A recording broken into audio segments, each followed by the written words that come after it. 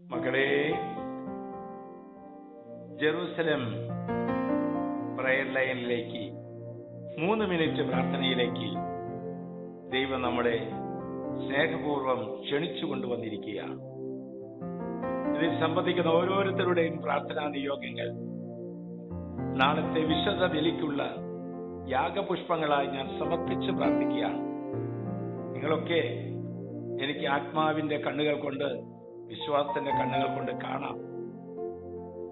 മകളെ, വൈകല്യങ്ങളും ദാരിദ്ര്യവും ഉണ്ടെങ്കിലും, അജ്ഞതയും അഹങ്കാരവും ഉണ്ടെങ്കിലും, പാപക്കെടുതിയിൽ നീ വിഷമിക്കുന്നവനാണെങ്കിലും, ഉള്ളു തുറന്ന് പറയുവാനും പൊട്ടിക്കരയുവാനും ഒരു വ്യക്തി സാന്നിധ്യം ഉണ്ട് എങ്കിൽ അനേക മക്കളെ രക്ഷയിലേക്ക് കൊണ്ടുവരുവാൻ എല്ലാവർക്കും സാധിക്കും.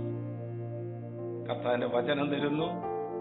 2 കൊരിന്ത്യർ 7:6.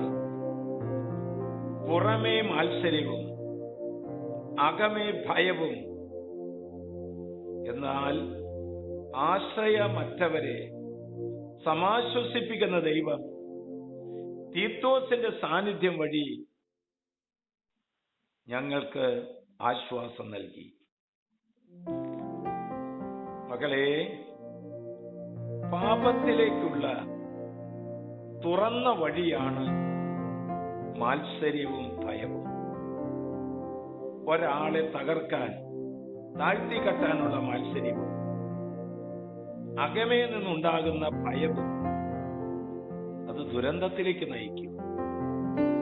ചിന്തിക്കണേ, ഭാര്യയും ഭർത്താവും തമ്മിലുള്ള മാത്സര്യവും ഭയവും, അധികാരികളും അധീനരും തമ്മിലുള്ള മാത്സര്യങ്ങൾ, തൊഴിലുടമയും തൊഴിലാളിയും തമ്മിലുള്ള മാത്സര്യങ്ങൾ, ശുശ്രൂഷകരും പ്രേക്ഷിതരും തമ്മിലുള്ള മാത്സര്യങ്ങൾ, ഇടവകകളിൽ പ്രാർത്ഥനാ ഗ്രൂപ്പുകൾ തമ്മിലുള്ള മാത്സര്യങ്ങൾ, വാഹനങ്ങളും തമ്മിലുള്ള മത്സരങ്ങൾ, മദ്യവും ലഹരി വസ്തുക്കളും ഉപയോഗിക്കുന്നതിൽ ഉള്ള മാത്സര്യവും ഭയവും ഒരു വലിയ ദുരന്തത്തിലേക്കാണ് കൊണ്ടുപോകുന്നത്. ഇത് ഓരോ മനുഷ്യന്റെയും പാപബോധത്തെയും അനുതാപത്തിന്റെ കണ്ണുനീരിനെയും തല്ലിക്കെടുത്തു.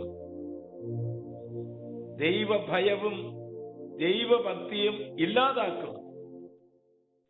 നമ്മുടെ ഉള്ളിലെ സ്നേഹം ദുർബലമാക്കും. പ്രാർത്ഥനാ ജീവിതത്തിന്റെ മാധുര്യം നഷ്ടപ്പെട്ടു പോകും. പുണ്യത്തിൽ അഭിവൃദ്ധി പ്രാപിക്കാൻ സാധിക്കുകയില്ല. ആകയാൽ മകളെ, ഉപേക്ഷിക്കേണ്ടത് ഉപേക്ഷിക്കാൻ, സ്വീകരിക്കേണ്ടത് സ്വീകരിക്കാൻ, ജീവിതത്തെ ക്രമപ്പെടുത്താൻ വചനത്തിന്റെ മുമ്പിലിരുന്ന് നീ തീരുമാനിക്കണം.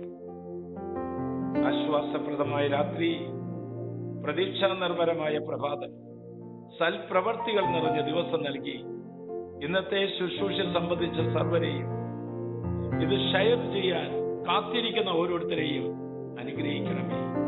നമ്മുടെ കർത്താവ് ഈശോമിശിഹായുടെ കൃപയും പിതാവായ ദൈവത്തിന്റെ സ്നേഹവും പരിശുദ്ധാത്മാവിന്റെ സഹവാസവും പരിമളവും നാം എല്ലാവരോടും നമ്മുടെ പ്രാർത്ഥനാ നിയോഗങ്ങളോടുകൂടി ഉണ്ടാകട്ടെ.